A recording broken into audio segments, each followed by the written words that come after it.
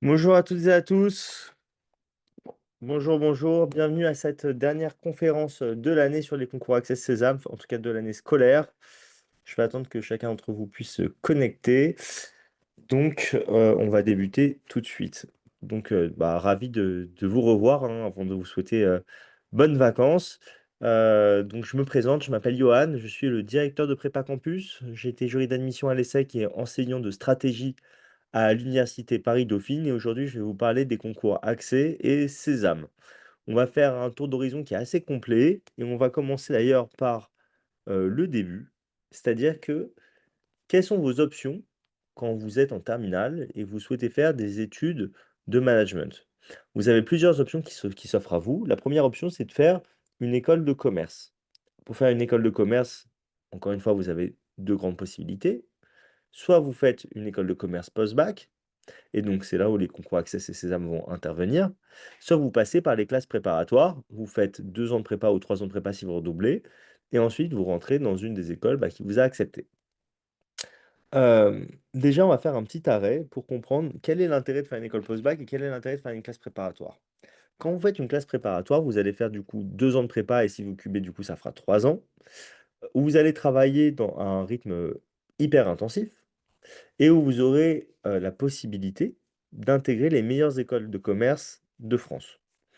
Donc, les meilleures écoles de commerce que vous pouvez intégrer, c'est HEC, l'ESSEC, le SCP, l'EM Lyon, l'EDEC, en programme grande école. Et ensuite, derrière, vous avez Audencia, Schema, Neoma, etc., qui sont quand même de très bonnes écoles aussi, que vous pouvez intégrer en post prépa, bien évidemment. C'est très exigeant, la classe préparatoire et c'est très sélectif sur votre dossier de terminale, mais c'est aussi stimulant intellectuellement et donc il y a plein d'étudiants à qui ça convient et d'autres à qui ça ne convient pas. Les écoles de commerce post-bac, elles sont, très nombreuses et elles proposent des programmes qui vont être, différents. Là où quand vous faites une école en post-prépa, c'est toujours un programme grande école, quand vous faites un programme en post-bac, vous avez 3 grandes possibilités. La première possibilité, c'est vous faites un programme en 3 ans et donc c'est ce qu'on appelle un bachelor, c'est l'équivalent d'une licence. OK? À l'université, c'est l'équivalent d'une licence. Après vos 3 ans de licence, vous avez intérêt quand même à continuer vos études parce que 3 ans d'études en France, ça vous donne pas accès aux postes les plus, comment dire? Avec les meilleurs salaires. Voilà. Et ça vous donne pas accès aux plus gros postes. OK? Donc c'est bien de continuer, d'avoir au moins un grade de master, donc master 2, c'est en 5 ans. OK? Deuxième possibilité, c'est vous faites des études en 4 ans, c'est ce qu'on appelle un BBA. Le BBA, c'est calqué sur le modèle anglo-saxon. On a d'excellents BBA en France et les meilleurs BBA sont tous dans le programme Sésame, à part le BBA de l'EDEC qui est hors concours. Donc ils sont tous dans le concours Sésame, à part le BBA de l'EDEC qui est hors concours.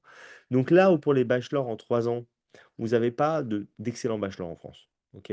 Les deux plus intéressants, entre guillemets, ça va être, vous avez, le SCP pardon, qui est un bachelor qui est pas mal et vous avez un programme qui s'appelle l'ESDEM à Schema qui est bien aussi. Mais c'est les 2 meilleurs et c'est moins bon que les meilleurs BBA largement. OK? Les meilleurs BBA de France, c'est en premier l'ESSEC, après vous avez l'EM Lyon, vous avez, l'EDEC, vous avez Schema, Neoma. OK?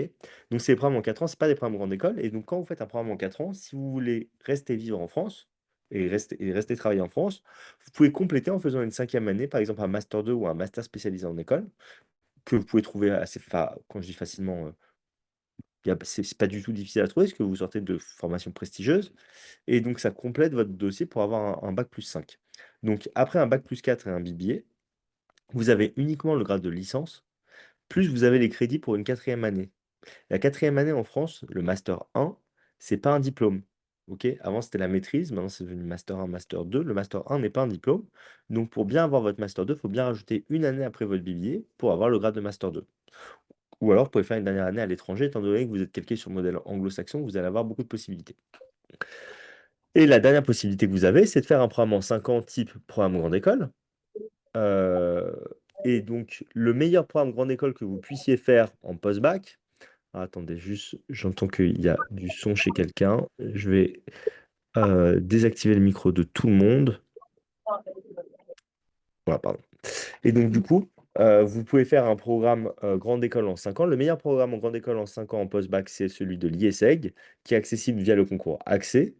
Et ce programme-là, il se classerait à peu près au niveau d'Audencia, de Schema, de Neoma en programme grande école. Ça serait à peu près sixième meilleur programme grande école de France, ok? En termes de niveau. Ce qui fait que quand vous faites une prépa, quand sur Parcoursup, vous postulez à des prépas et à des écoles post-bac, si vous avez l'IESEC par exemple, versus une prépa qui rentre pas beaucoup de monde dans le top 5, il vaut mieux aller à l'IESEC. Si par contre vous voulez aller en classe prépa parce que vous trouvez ça stimulant intellectuellement et parce que vous visez top 3 ou top 5, là dans ce cas-là, bah, ça peut être intéressant d'aller en prépa. Que vous fassiez une école de commerce post-bac ou post-prépa, dans les deux cas, vous aurez Dans les deux cas, déjà, ce sera payant. Ça va vous coûter entre 10 et 15 000 euros l'année. Ok, et même 10 et 20 000 si on extrapole vraiment. Ça va être très professionnalisant avec beaucoup de stages et ça va être très international. Ok, donc c'est ça la force des écoles de commerce. Et il y a aussi une vie associative qui est très dynamique. Mais c'est privé, ok? Et donc pour financer vos études, vous pouvez faire des prêts étudiants, vous pouvez payer par vous-même, ou alors vous pouvez faire une alternance pour les 2 dernières années d'études.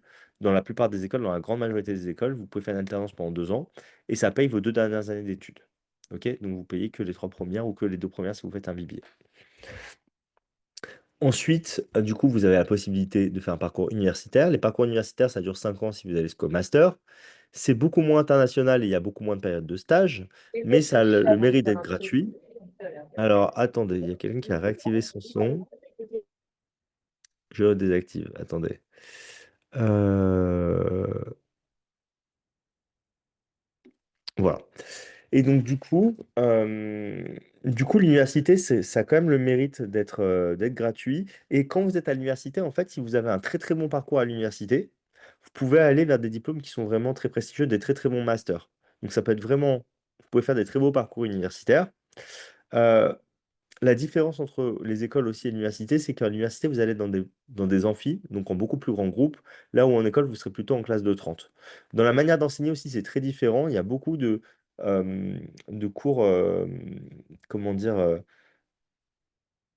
de cours magistraux, pardon, le mot m'échappait à l'université, là où en école, vous aurez beaucoup plus de travaux de groupe, par exemple. Donc la manière d'enseigner, elle est très différente. Il y a quelques universités comme Dauphine et Sciences Po qui sont assez internationales mais qui sont quand même mais qui sont très sélectives. Ok? Sinon, vous pouvez faire aussi un BUT en 3 ans. Il y a des bons BUT qui existent. Et quand vous faites un BUT, après, il faut continuer soit en allant à l'université, soit en faisant des admissions parallèles pour rentrer en école de commerce. Vous ne vous attendez pas à rentrer dans les meilleures écoles. Et enfin, vous pouvez faire un BTS. Ok? En 2 ans. Donc ça, c'est plutôt pour des études courtes, pour ceux qui veulent vraiment pas prolonger dans les études. Et après, il y a encore une fois, dans toutes les études, il y a des passerelles de façon pour passer d'un endroit à un autre. Le seul truc, c'est que plus vous commencez haut, et plus ça va être facile de terminer haut. Et c'est là où vous terminez qui compte le plus en réalité. Ok? Enfin, si vous faites un programme en 4 ans, quand même en BBA, on va regarder d'où vous venez, hein, ça c'est clair. Mais voilà, ça compte. Euh, du coup, est-ce qu'il faut choisir entre les concours Access et Sésame? Juste, j'ai oublié de vous dire, si vous avez des questions, vous pouvez les poser directement dans le chat. Et donc, du coup, bah, après, je prendrai le temps d'y répondre à la fin de la préparation, à la fin de la présentation, pardon. Et si vous voulez, enfin, si vous voulez prendre en photo les slides ou quoi, ne le faites pas, ça sert à rien. Je vais vous envoyer toute la présentation ainsi que le replay de la conférence demain. OK? Donc, vous aurez accès au replay, à la présentation, il n'y a pas de souci.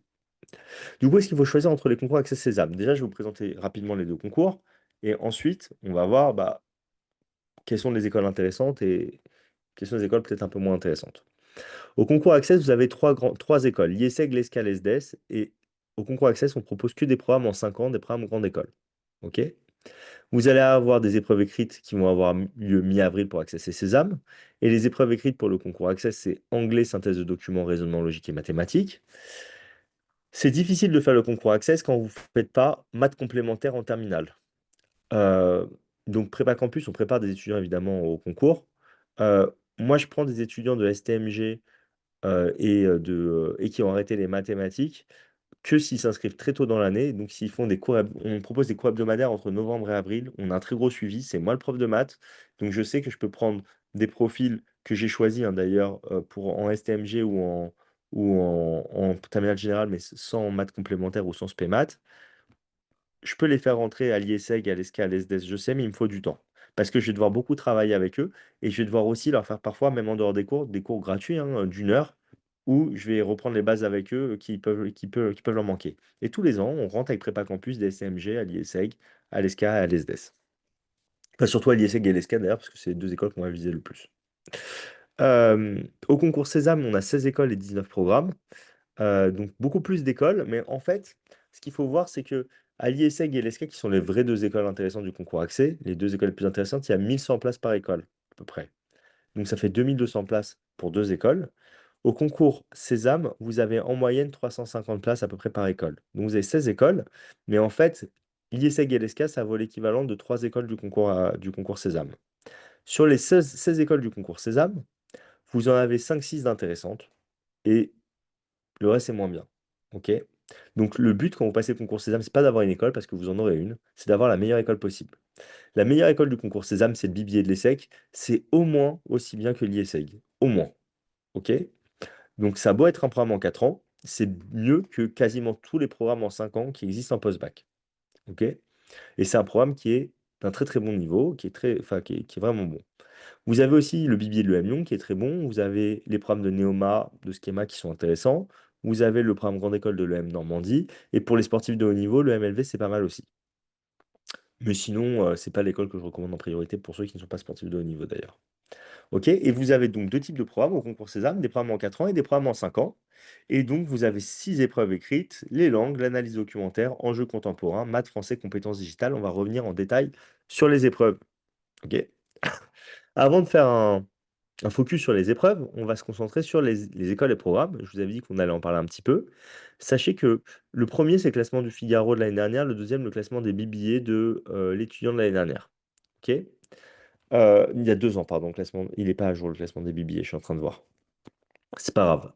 De toute façon, les classements, c'est des formules mathématiques, c'est pas des vérités absolues.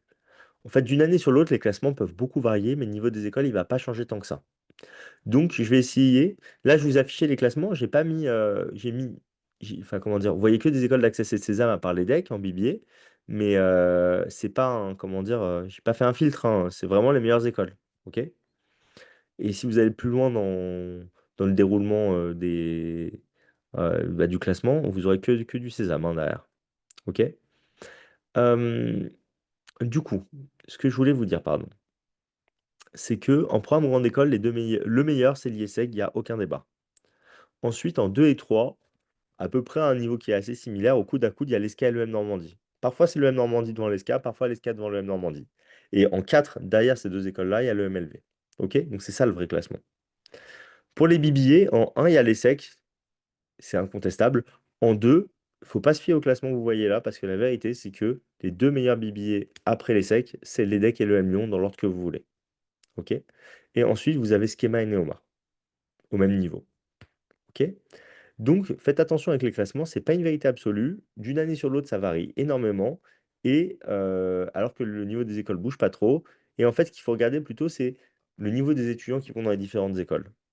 Ça, moi, en tant que directeur de prépa, je vois où vont mes étudiants, je vois où vont les meilleurs, je vois où vont les moins bons, je vois ceux qui, comment dire, sont le plus sélectifs aussi. Et ça veut dire quelque chose aussi sur le niveau de l'école. Et après, je connais aussi la réputation des différents programmes, évidemment. Du coup, les épreuves écrites des concours, c'est quoi? Pour les langues, vous avez, du coup, pour Access et Sésame, l'anglais, c'est quasiment le même programme. Je vais juste dans le chat, on va faire une petite pause de secondes. Est-ce que je suis trop lent? Si je suis trop lent, n'hésitez pas à me le dire. N'hésitez pas à répondre dans le chat juste pour me dire si je suis trop lent, trop rapide ou si c'est OK. Mettez même juste un petit pouce en dessous de ce que vous pensez. Un petit pouce sous le OK si c'est OK.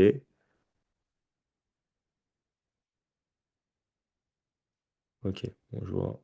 Pas du tout, bon rythme. OK, très bien. Donc j'accélère pas, je reste comme je suis.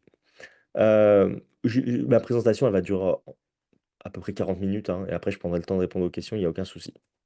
Donc sur les épreuves écrites en langue, pour Access et pour Sésame, vous avez de l'anglais du coup.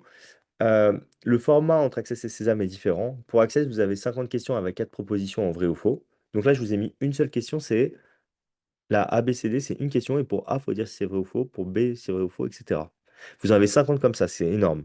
Et en plus de ça, vous avez 25 QCM. OK? Donc c'est énorme à faire en 1 heure, c'est une épreuve de vitesse totale. Vous n'avez pas le temps de réfléchir, il faut être vraiment rodé hein, quand vous êtes sur l'anglais au concours Access. Et il y a des points négatifs. Donc il y a intérêt à être vraiment rodé. Sur les 50 questions avec 4 propositions en vrai-faux, vous avez 40 questions où c'est de la grammaire et 10 questions, ça va être de la compréhension de texte. OK? Le QCM, c'est de la grammaire. Et donc, du coup, ça va être la même chose hein, pour le concours Sésame avec un format qui est différent, seulement 40 questions. Vous aurez quelques questions de compréhension de texte, vous aurez beaucoup de questions de grammaire. Et la seule différence, c'est que vous aurez quelques questions aussi de un peu civilisation, un peu les actualités du monde anglo-saxon. OK? Et donc, vous avez une demi-heure pour l'anglais de Sésame et vous avez aussi une demi-heure pour la LV2. La LV2, c'est la seule matière qu'on n'enseigne pas hein, chez Prépa Campus quand on prépare les étudiants parce qu'il y a 10 LV2 différentes et qu'on n'a pas un prof d'arabe, un prof de chinois et un prof d'hébreu ou un prof de portugais. En fait, c'est le plus petit coefficient du concours en général, selon les écoles. C'est un petit coefficient. On a des ressources pour faire travailler les étudiants, mais on ne fait pas de cours pour ces matières-là.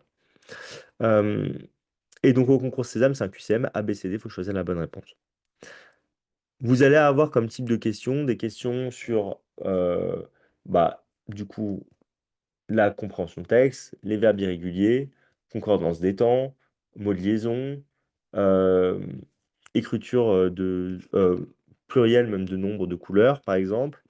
Vous allez avoir, euh, vous allez avoir plein de, comment dire, je réfléchis, les faux amis, ça va être ça le type de questions que vous aurez. OK? Ce qui est bien, c'est que pour avoir une bonne note, il ne faut pas être bilingue, il faut être bon en grammaire. Donc en fait, en se préparant de manière, euh, comment dire, méthodique et en revoyant toutes les règles de grammaire qui tombent au concours, vous pouvez passer d'une note qui est vraiment pas ouf à une note qui est très bonne. OK? Et donc parfois, il y a des étudiants qui sont très forts à l'oral, qui ont des difficultés sur les épreuves écrites, d'anglais et d'accès de Sésame, alors que d'autres qui vont être pas dingues en anglais, qui connaissent très bien leur grammaire et qui vont être très bons dessus. Donc du coup, nous, ce qu'on fait pour travailler l'anglais, c'est la même chose pour Access Sésame, donc du coup, on fait la même chose. On travaille, on revoit toutes les règles de grammaire qui tombent au concours. Et on s'entraîne sur des exercices. Et en plus, on sait c'est quoi les stars du concours, ce qu'on est sûr, ce qui tombe quasiment tous les ans ou ce qui tombe de manière très régulière. Ou alors ce qui tombe quasiment tous les ans, ce qui n'est pas tombé l'année dernière, on se dit, c'est sûr, ça va tomber cette année. Et donc, du coup, on briefait aussi énormément les étudiants sur on a des prédictions, on va dire, qui sont très justes en général sur ce qui devrait tomber en fonction des sujets qui sont tombés les années précédentes. Et de toute façon, il y a des classiques qu'on retrouve tout le temps. Et il y a d'autres choses qui sont beaucoup plus rares. Et donc, si on les a eu l'année précédente, il y a peu de chances qu'on les a l'année où vous avez fait les concours. Du coup, en plus des langues, vous allez avoir la synthèse de documents pour Access, pardon, et l'analyse documentaire pour Sésame. Je vous les ai mis ensemble juste pour que ce soit un peu plus clair. Pour Access et pour Sésame, vous allez avoir un corpus de documents qui va être sur un thème. Imaginons le thème, c'est l'intelligence artificielle. Je prends toujours cet exemple parce que c'est déjà tombé dans les dernières années, ok, pour les deux concours. Imaginons le thème, c'est l'intelligence artificielle. Pour Access, vous aurez entre 10 et 15 documents dessus. Et on va vous demander de rédiger une synthèse de 350 mots, plus ou moins 10%. Donc entre 315 et 385 mots, vous aurez 3 heures pour ça. Donc le vrai travail, ça va être d'être efficace dans la prise de notes, d'identifier quels sont les différents thèmes importants qu'on retrouve dans les textes, et ensuite de faire un plan qui va reprendre toutes les idées importantes du corpus et d'être efficace dans l'écriture et d'utiliser les exemples qu'on trouve dans les textes. OK? Donc, si le thème c'est l'intelligence artificielle, vous allez peut-être avoir deux ou trois grands thèmes qui vont se dégager. Il faudra regrouper les textes dans les différents thèmes. OK? Et les textes ne sont pas ordonnés. Pour le concours Sésame, vous avez que 2 heures pour l'analyse documentaire, mais vous avez vraiment beaucoup, beaucoup de documents. J'ai mis entre 15 et 25 documents, en plus, c'est plus entre 20 et 30. Parce que vous aurez des documents textuels, donc entre 15 et 25 documents textuels, ça c'est vrai. Et vous aurez peut-être une petite dizaine de documents type illustration, type graphique, etc. OK? Là, vous pouvez pas prendre de notes à l'écrit. Enfin, vous pouvez annoter, comment dire, votre, votre sujet, mais vous pouvez pas prendre de notes sur du brouillon comme pour Access. Et donc, du coup, il faut être hyper méthodique, pardon, dans la manière de résoudre les questions d'analyse documentaire, parce que vous avez que 2 heures et que si vous lisiez normalement les documents, ça vous mettrait déjà 2 heures. Et donc pour ça, on a une méthodologie qui est hyper efficace, qui fonctionne très bien. Et donc, il faut vraiment faire beaucoup de sujets. Voilà. pour se familiariser avec la méthode, pour être un maître de la méthode, et ensuite, vous pourrez avoir des bonnes notes en analyse documentaire. OK? Vous avez 3 types de questions en analyse documentaire, des questions de repérage, des questions d'analyse, des questions de synthèse. Les questions de repérage, c'est les plus simples. Vous devez trouver une information qui est dans les textes. Vous ne pouvez pas faire de raccourci clavier style CTRL F ou commande F pour chercher directement l'information, évidemment. Mais en fonction de la question, vous pouvez regarder dans la bibliographie à quel type de document ça pourrait correspondre et ensuite aller chercher la réponse directement. Le problème, c'est que ça vaut très peu de points. Vous avez les questions d'analyse qui valent beaucoup plus de points. Une question d'analyse, c'est par exemple, là je vous ai mis un exemple de question d'analyse. En fait, on va vous proposer plusieurs réponses et il peut y avoir du coup plusieurs bonnes réponses. Souvent, il vous propose 5 réponses et il peut y avoir une, 2, 3, 4, 5 bonnes réponses. Si vous mettez toutes les bonnes réponses, vous avez tous les points. Si vous mettez, je ne sais pas s'il y a 3 bonnes réponses, si vous mettez 2 bonnes réponses sur 3, vous avez 2 tiers des points, ainsi de suite. Par contre, si vous mettez des bonnes réponses et une seule mauvaise réponse, vous avez zéro. Ok. Donc il y a une stratégie à avoir pour ne pas prendre de risque non plus. Et donc du coup, le fait qu'il y ait plusieurs bonnes réponses, ça veut dire que on peut trouver les réponses dans plusieurs documents. Pareil, il y a aussi une méthodologie pour être efficace sur ça. Et la dernière chose, c'est les questions de synthèse. Les questions de synthèse, c'est qu'ils ont rédigé une synthèse un peu comme la synthèse d'Access. Mais par contre, vous devez la compléter en choisissant la bonne problématique, le bon titre au parti et en remplissant les trous. Euh, pour ça, ils vous donnent des propositions qui sont piégeuses. Par exemple, on vous demande de choisir la problématique. Il y en a une, elle va être correcte, mais en fait, elle ne reprendra pas toutes les idées importantes des documents. Il y en a une, elle va être complète. Il y en a une, ça sera la bonne. Il y en a une qui va peut-être extrapoler ce qui a été dit dans les documents. Donc, on dirait la bonne problématique, mais elle va un peu trop loin. Et il y en a une qui va être un peu erronée. C'est vraiment un problème de compréhension si vous choisissez celle-là. OK? Qui va dire quelque chose qui va un peu à l'encontre de ce qui a été dit dans les documents, par exemple. OK? Et donc, du coup, le but, c'est pas de choisir la réponse qui convient bien, c'est la réponse qui convient le mieux. Voilà, pour les questions de synthèse. Ensuite, les épreuves. Donc là, on est sur le concours Access pour la partie. Donc, aussi bien l'anglais que la synthèse et l'analyse documentaire, on travaille ça de manière intensive sur un stage pendant les vacances scolaires, en petit comité, 7-8 étudiants par cours maximum. Et on fait des retours personnalisés à la fin du stage sur comment ça s'est passé pour vous et ce que vous devez faire pour continuer de vous améliorer après les stages. Et en fait, nous, on vous met à disposition une plateforme en ligne où vous avez plein d'exercices ciblés sur sur tout, hein. Et donc, c'est moi qui vais vous conseiller des exercices à faire en fonction de ce que vous avez fait pendant le stage pour que vous puissiez continuer de progresser jusqu'au concours. Et si par exemple vous voulez vous entraîner sur des sujets complets, il y en a plein en ligne. Et si vous avez des questions, vous avez le numéro perso de vos profs pour poser directement vos questions. Ou par exemple, vous pouvez faire une synthèse et l'envoyer à votre prof de la semaine pour qu'il vous la corrige en dehors des cours. C'est gratuit, ça fait partie du suivi. Pour la partie raisonnement logique et mathématique pour le concours Access, ça, on le travaille de manière hebdomadaire. Les mathématiques, ça se travaille pour le mieux dans le temps. Ok, faire ça sur une semaine après et après tout oublier, ça n'a pas d'intérêt. Donc du coup, l'idéal, c'est de le travailler entre le mois de novembre et le mois d'avril sur 6 mois. Et là, en 6 mois, c'est moi qui donne les cours de raisonnement logique et mathématique. J'ai le temps de vous faire progresser. Si vous avez des lacunes, j'ai le temps de retravailler ça avec vous. C'est plus long que ce qu'on a réellement besoin, 6 mois, mais en fait, c'est ce qui nous permet en fait d'y aller tranquillement, de prendre notre temps, de, pour les étudiants qui ont des lacunes, de retravailler de manière plus intensive avec eux pour combler les lacunes. Et ça nous permet en fait de faire en sorte que au mois de mars, au mois de février-mars, pardon, vous avez déjà un très bon niveau, et au mois d'avril, vous êtes des champions. Et donc, du coup, le but aussi de travailler dans le temps, c'est de diminuer le stress en ayant le temps de, voilà, d'y aller tranquillement et donc de ne pas être surchargé non plus. OK? En faisant 8 heures par jour sur 2 mois. OK? Donc, pour la partie raisonnement logique et mathématique, il y a 3 parties. La partie raisonnement logique, c'est des questions de logique type ce que je vous ai mis là.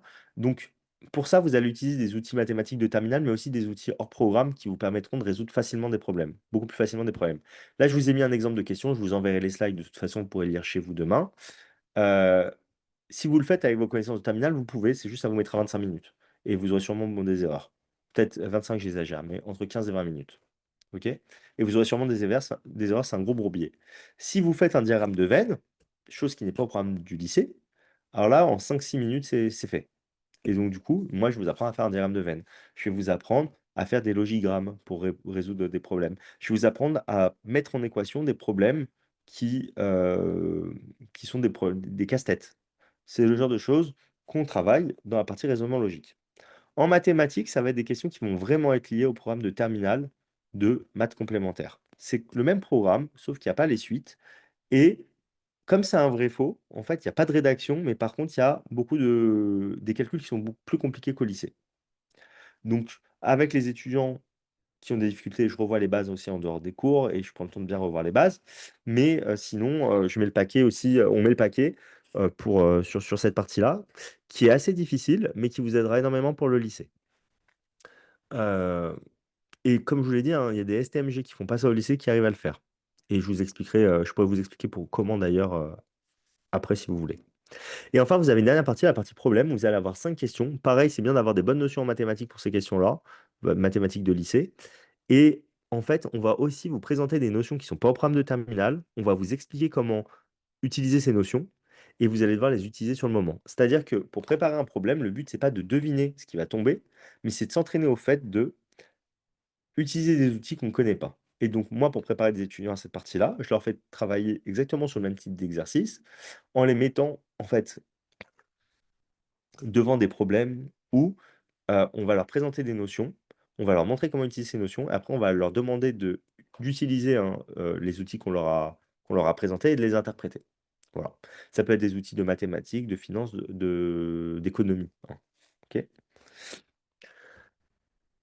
Et donc c'est une épreuve, voilà, qui est assez difficile et qui est l'épreuve la plus importante du concours Access, mais le fait de le travailler, comme je vous l'ai dit, ça fonctionne extrêmement bien. Pour Sésame, la partie raisonnement, elle se découpe en 3 cours, en trois matières: maths, français, compétences digitales. C'est aussi des matières qu'on travaille de manière hebdomadaire. Donc si vous préparez avec nous, vous aurez aussi des cours entre novembre et avril pour ces matières-là.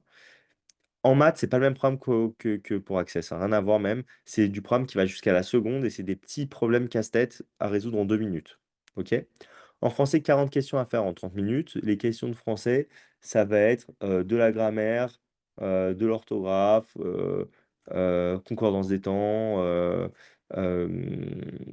auxiliaires, accords avec les auxiliaires, être et avoir, sachant qu'il y a des pièges, hein, sur, par exemple hem, les verbes pronominaux, réciproques et réfléchis, par exemple, avec le verbe être, qui tombent souvent. Les pluriels des nombres, pluriels des couleurs, pluriels des mots composés. Et vous avez aussi des questions de littérature, voire, heu, des questions aussi de français. On peut vous demander des synonymes. Il faut être bon sur les expressions françaises aussi, voire un peu sur les locutions latines. Ça tombe pas très souvent, mais c'est tombé l'année dernière et c'était déjà tombé par le passé. Et vous avez les compétences digitales. Donc les compétences digitales, ça va être un peu le même programme que la certification PIX.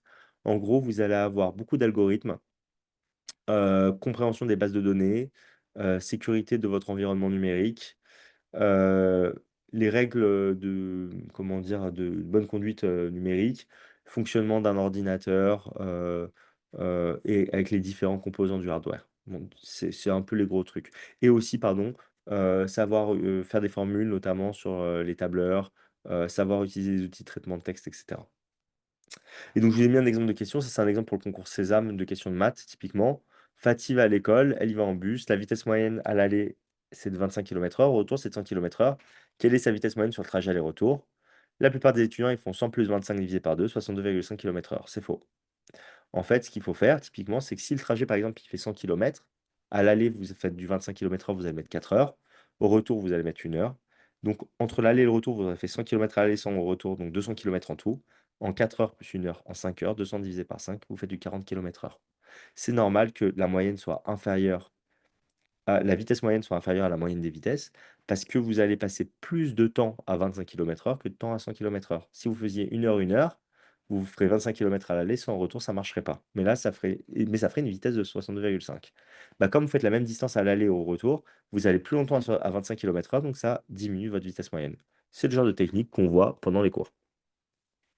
Et enfin, dernière épreuve, et ensuite, je suis bavard peut-être, hein. J'espère que je vous ennuie pas. La dernière épreuve, c'est, les enjeux contemporains, pour le concours Sésame. Vous avez 30 minutes, 40 questions, c'est sur les actualités des 10 mois avant le concours. Hem et donc ça, en fait, ce qu'on fait, c'est qu'on a un prof qui prend les actualités en note toute l'année. C'est le prof qui donne les cours de culture générale, il donne des cours de culture générale, à ceux qui passent les concours de la fonction publique à l'ESSEC. ce prof, notre prof.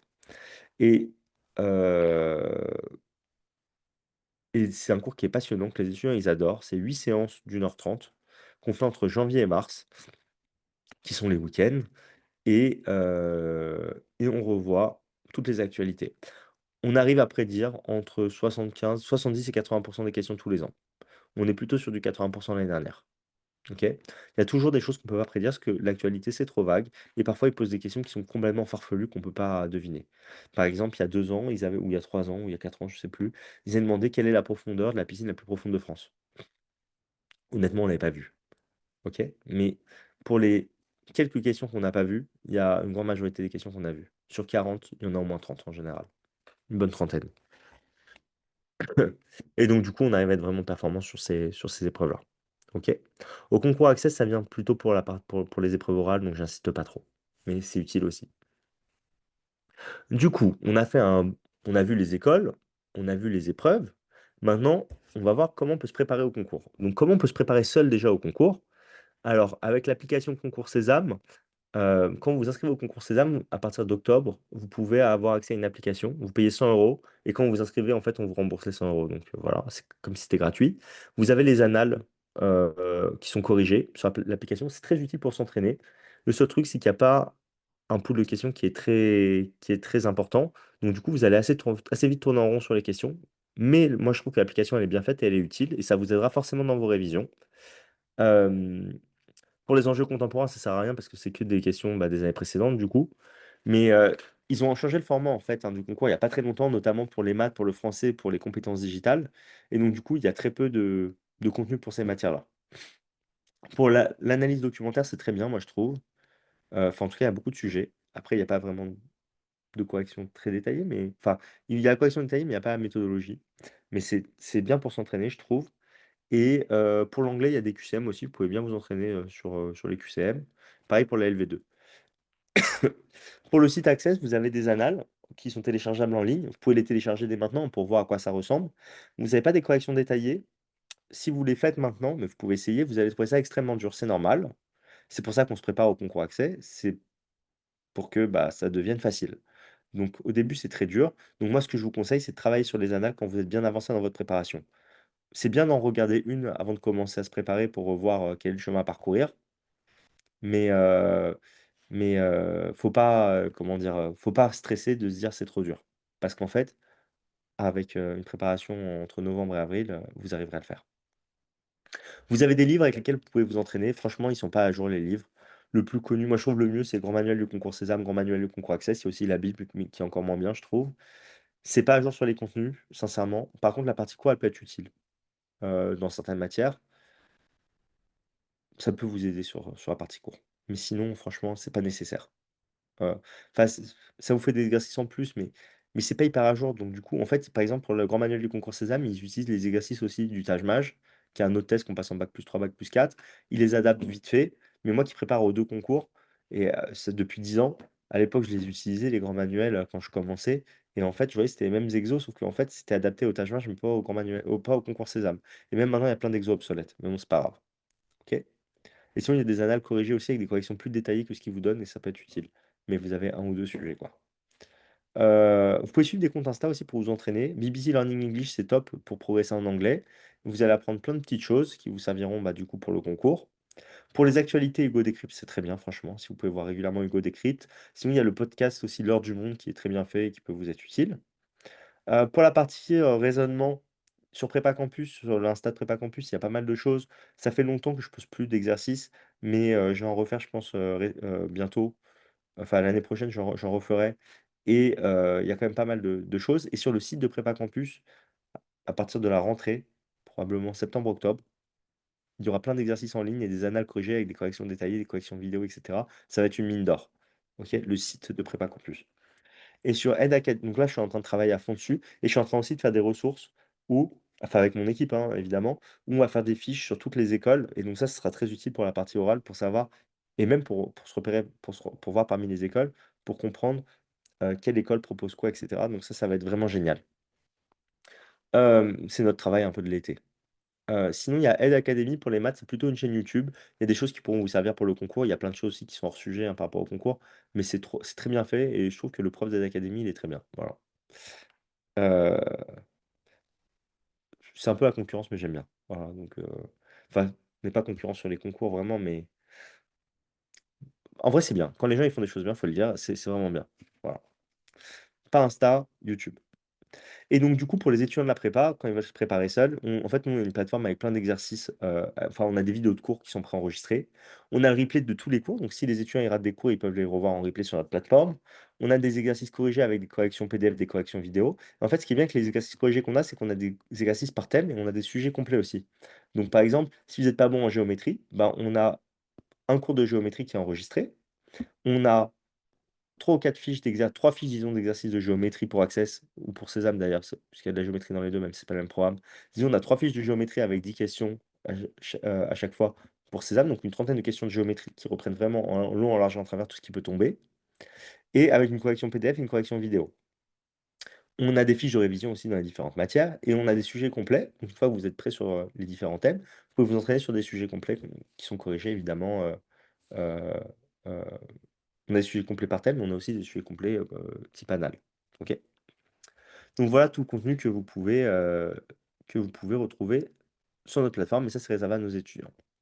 Donc si vous souhaitez vous préparer avec nous, en fait, on a une offre qui s'appelle Club Access, Sésame ou Club Sésame ou Club Access, si vous faites juste un seul des 2 concours. Hem, on limite à 40 places et en fait, avec ça, vous allez avoir des cours hebdomadaires. En fait, on propose des cours du lundi au vendredi. Mais les cours du lundi et du mardi, c'est le même et mercredi et jeudi, c'est les mêmes. Ce qui fait que vous pouvez venir au maximum 3 heures par semaine. Il y a tous les jours, il y a 1 heure Sésame, 1 heure Access. Donc si vous êtes inscrit qu'à Sésame, bah, vous pouvez faire que Sésame, que Access que Access et les 2 vous pouvez tout faire.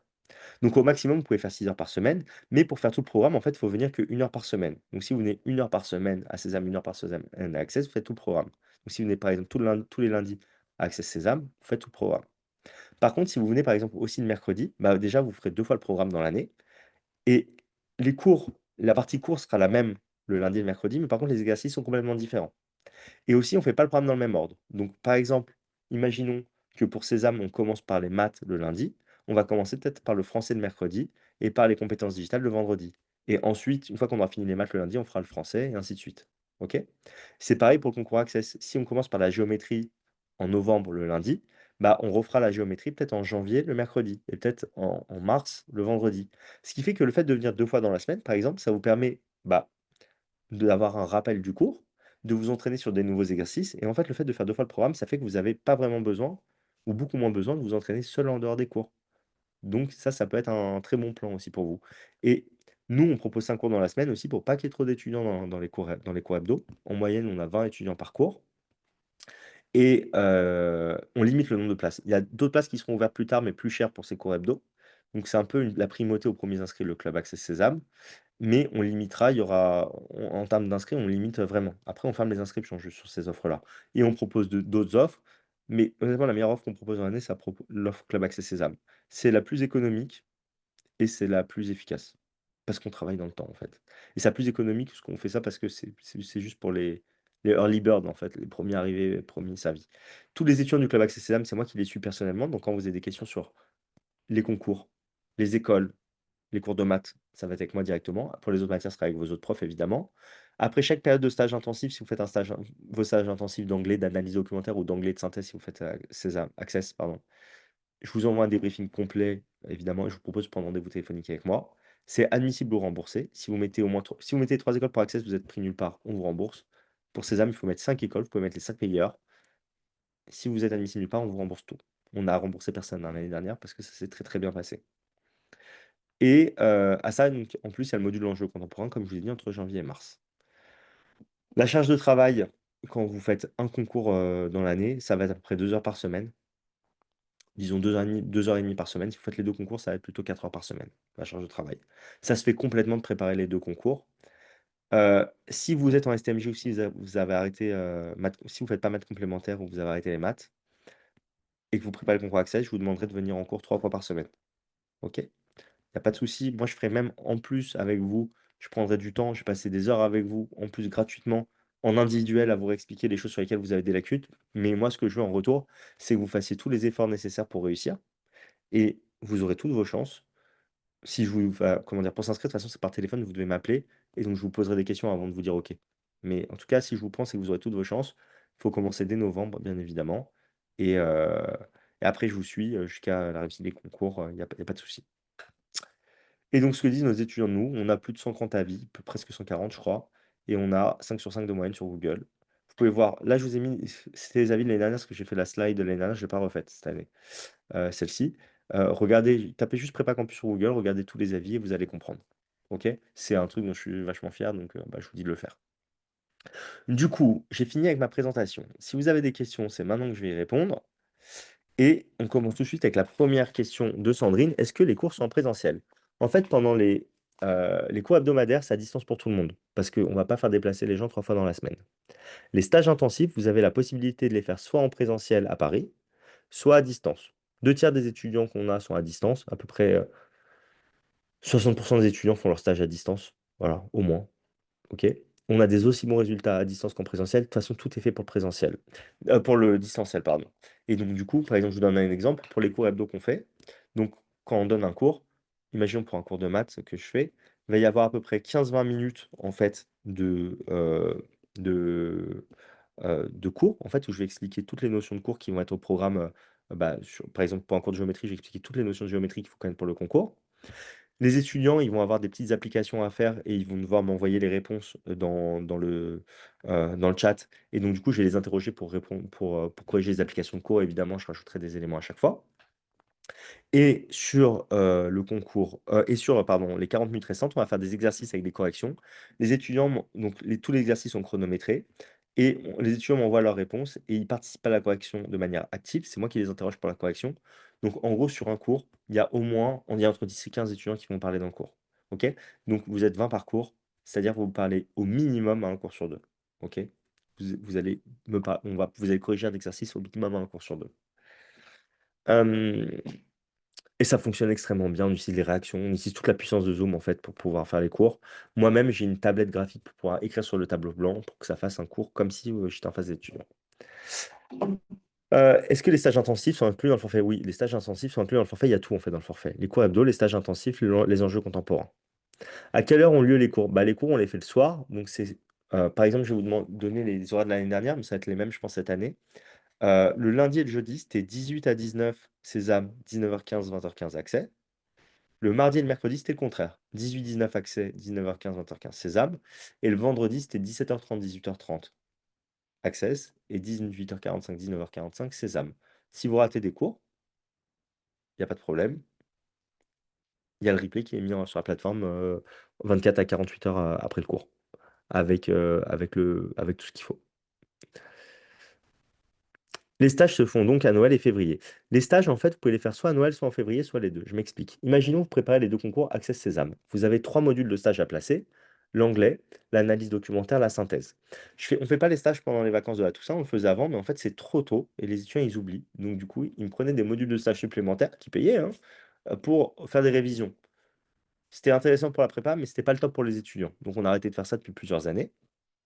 Et donc, maintenant, les stages, c'est soit à Noël, soit en décembre. Si vous faites tout sur la même semaine, en fait, pour chaque matière, vous allez avoir 2 heures de cours sur 5 jours. Donc si vous faites tout sur la même semaine, anglais, analyse documentaire, synthèse, c'est je vais vous remettre plutôt que les avis, l'offre comme ça vous l'avez devant les yeux, c'est plus clair. Donc anglais, analyse documentaire, synthèse, ça fait 6 heures de cours par jour sur une semaine. Mais ce que vous pouvez faire, c'est très bien de dire: «Je fais 2 heures par jour en décembre», donc je fais par exemple que la synthèse en décembre et je fais 4 heures par jour en février. C'est vous qui choisissez comment vous répartissez. Vous pouvez très bien me dire: en décembre, je suis en présentiel, en février, je suis à distance». Vous faites comme vous voulez. Il n'y a pas d'épreuve orale et est-ce que les dossiers de l'élève comptent? Très bonne question de Julien. Donc d'abord pour les questions sur les épreuves orales. Il y a des épreuves orales au concours Access Sésame. La préparation aux oraux qu'on fait, c'est en plus du coût de la préparation aux écrits. Si l'étudiant il est à l'aise à l'oral, il lui faut 3 séances. S'il a des grosses difficultés à l'oral, il lui faut 5 séances ou plus. Au-dessus de 5 séances, on ne fait pas payer les séances. C'est moi qui prends les étudiants gratuitement. La préparation à l'oral, c'est 120 € la séance. C'est des séances individuelles qui vont durer entre 1h30 et 2 heures, qui sont avec des coachs qui sont jurys d'admission en école ou jury en prépa. On a 100 de réussite aux oraux depuis plusieurs années avec une méthodologie qui fonctionne extrêmement bien. De toute façon, on n'envoie pas un étudiant s'il est pas prêt. S'il est pas prêt, typiquement au bout de 5 séances, je le prends sur des séances gratuites, une cinquième, une sixième, pardon, une septième, très rarement une huitième, mais jusqu'à qu'il soit prêt. On l'envoie pas quelqu'un au charbon, on l'envoie pas à l'abattoir. Et donc, et si au bout de 3 séances, votre enfant n'est pas prêt ou vous n'êtes pas prêt, si vous êtes un étudiant, le prof, il me le dit de toute façon, et moi, je vous fais le retour. Et après, vous pouvez prendre une séance supplémentaire ou 2 séances supplémentaires en fonction des préconisations. En général, il y a peu d'étudiants qui prennent des séances supplémentaires parce que ils sont assez lucides sur je suis à l'aise à l'oral ou je suis pas à l'aise à l'oral, mais ça peut arriver. Heu, donc ça, c'est pour les épreuves orales et donc du coup, la préparation aux oraux, on la commence en fait en avril, juste après les écrits et on a 2 semaines pour se préparer, c'est suffisant. OK? Donc faut pas se stresser avec les épreuves orales. Il faut d'abord passer le fil de l'écrit et si vous passez le fil de l'écrit, les orales, ça va passer avec la préparation. Heu, du coup, est-ce que le dossier de l'élève compte? Le dossier de l'élève, il compte au concours Accès Sésame. Au concours Sésame, ça va compter entre 5 et 30 de pour l'étudiant. Au concours Accès, ça va compter entre 5 et 20. Donc c'est toujours rattrapable. Juste pour l'ESSEC, donc concours Sésame, avec un dossier à 8, c'est mort, hein, de rentrée parce que c'est 30 de la note et il faut être très bon dans le concours. Normalement, il faut être très bon et avoir un très bon dossier pour pouvoir être admissible. OK? Ils prennent une petite toute petite partie des gens. Cette année, on a eu des étudiants qui étaient à 13,5 de moyenne, 13 même 13 de moyenne, qui ont été pris à l'ESSEC parce qu'ils ont eu 17 de moyenne au concours. Parce qu'ils ont cartonné le concours et on en a eu plusieurs. Donc il y a plusieurs personnes à qui je pensais que c'était franchement pas trop possible avec le dossier d'y arriver. Enfin, où je savais que c'était très compliqué et il y en a eu pas qu'un seul, il y en a eu vraiment plusieurs, une bonne poignée qui a quand même réussi à aller à être admis à l'ESSEC, alors qu'au niveau des dossiers, ils partaient de vraiment loin. Mais donc ça compte, voilà. Et bah, après, quand c'est 15 de la note, ça se rattrape, OK? Où ont lieu les stages en présentiel? C'est au métro République à Paris, OK? Quel est votre taux d'admission pour les 3 meilleures écoles pour Sésame? Bah, si on considère que les 3 meilleures, c'est, heu, ESSEC, EM Lyon, pour le troisième, on il y a le débat, hein, c'est quoi pour vous les 3 meilleures? Je vais vous dire, voilà, c'est quoi notre taux d'admission à l'ESSEC? À l'ESSEC, on a eu à peu près 30 des étudiants qui ont été admis à l'ESSEC cette année. C'est énorme, hein, c'est un bon 3 fois la moyenne nationale, OK? Pour l'EM Lyon, on a eu peut-être 90 d'admission. Pareil, c'est beaucoup plus que la moyenne nationale et top 3, on arrive, je pense, à 95 97 peut-être, OK? Pour les dossiers, ils prennent le dossier de première à terminale et pour le concours Access, on a eu, juste pour répondre, on a eu entre 60 et 65 de réussite à l'IESEG, ce qui est énorme. On a eu 97 de réussite à l'ESCA, 100 à l'ESS. Donc énormissime, c'est, la réussite, OK? Quel est votre taux d'admission? Du coup, ils prennent les dossiers de première et de terminale. Oui, ils prennent en compte les dossiers de première et terminale, jusqu'au deuxième semestre et les notes de bac français sont aussi prises en compte, pour répondre à la question de Benjamin. Juste pour vous dire, hein, comme je vous l'ai dit, on limite les places, 40 places pour Access, 40 places pour Sésame et donc quand vous faites Access Sésame, ça prend une place pour Access, une place pour Sésame. On a à peine ouvert les inscriptions, mais on est déjà rempli à 55 pour Sésame et à quasiment 50 enfin, on est à 19 sur 40, pour le concours Access. OK? Donc disons à 50 pour Access. Donc du coup, si vous voulez pouvoir participer à la préparation, bah, je vous invite à revenir vers moi rapidement parce que, les places, partent très vite et tous les ans, ça part de plus en plus vite. Avant, ça partait, fin septembre. Il y a 3 ans, c'était fin septembre, on avait les dernières places pour le club. L'année dernière, c'était début septembre. Cette année, je pense que ça va être, je sais pas quand, mais je pense fin juillet, un truc comme ça. C'est la période creuse en juillet, mais bon, même comme ça, en fait, il y a beaucoup d'inscriptions. Hem, Sandrine demande: «Les concours se passent à quel moment?» Les concours se passent mi-avril pour les écrits et les oraux, ça va être début mai. Le taux d'admission pour le Normandie, Stanislas, c'était de plus de 95 cette année. Je n'ai pas le chiffre exact en tête, mais quasiment tout le monde a été tous ceux qui ont présenté le Normandie, quasiment ont été admissibles à la Normandie. On a vraiment cartonné cette année, mais tous les ans d'ailleurs, on cartonne. Mais cette année, comment dire? On a eu des dossiers qui auraient jamais dû être pris dans des écoles qui ont été pris. Parce que les notes au concours étaient excellentes. Bien au-dessus de la moyenne nationale du coup, mais c'est le but, hein. En fait, on se prépare, c'est une préparation qui est très privilégiée, très quali, avec un très, très gros suivi et donc ça fait qu'il y a quasiment pas d'accident, en fait, dans ce type de préparation. Heu, on met toutes les chances de notre côté, sincèrement.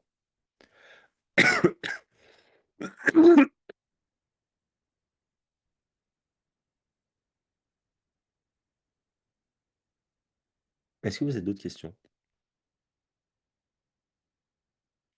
Sur le site, on vient de mettre à jour, la page, Access Sésame.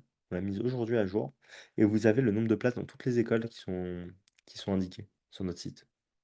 OK? Donc, je peux vous mettre le lien si vous voulez dans la description. Je vous enverrai le lien, en fait, je vous enverrai le lien dans le mail, de demain. Bon, sinon je peux vous le mettre tout de suite comme ça, vous pouvez regarder.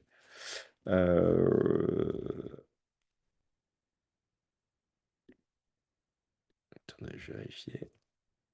Ouais, c'est bon, c'est bien à jour. On vient de faire la mise à jour, ça date d'aujourd'hui.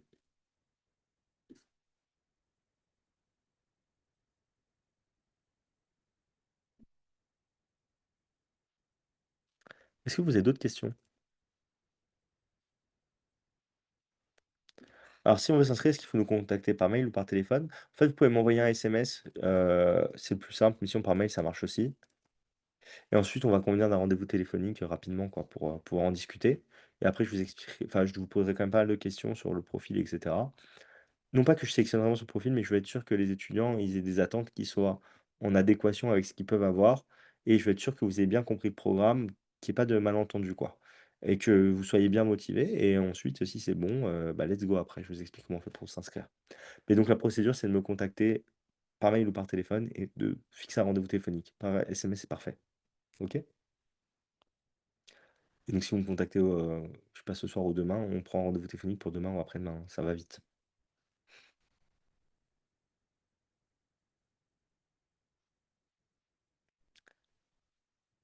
Y a-t-il d'autres questions?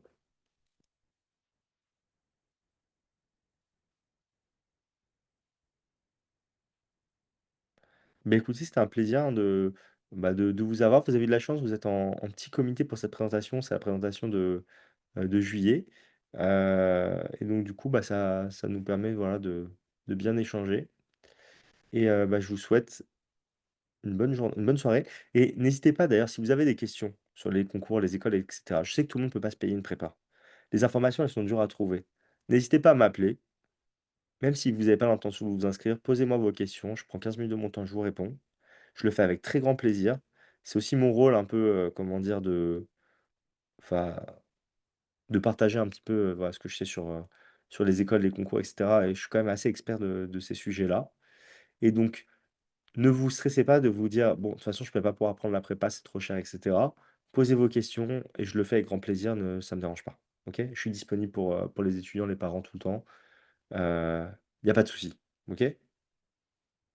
Donc je vous le dis sincèrement, ne vous gênez pas, je passe ma vie au téléphone avec les parents, les étudiants. La grosse partie de mon travail, c'est le suivi, et donc du coup, franchement, passer 15 minutes de mon temps avec vous, je le fais avec plaisir. Dernière chose aussi, les étudiants qui se préparent avec nous, on les aide sur la préparation des dossiers. Voilà, pour Parcoursup. Donc je corrige toutes les lettres de motivation, les projets personnels motivés, et je vous explique comment tout faire, et cetera. Comment faire les inscriptions, comment faire les lettres, et cetera. Enfin, il y a plein de choses. En fait, au fur et à mesure de l'année, on vous explique tout. OK? Je vous souhaite à tous une très bonne soirée et bah, écoutez, à bientôt, hein, pour ceux qui le souhaitent. Au revoir, merci pour votre participation.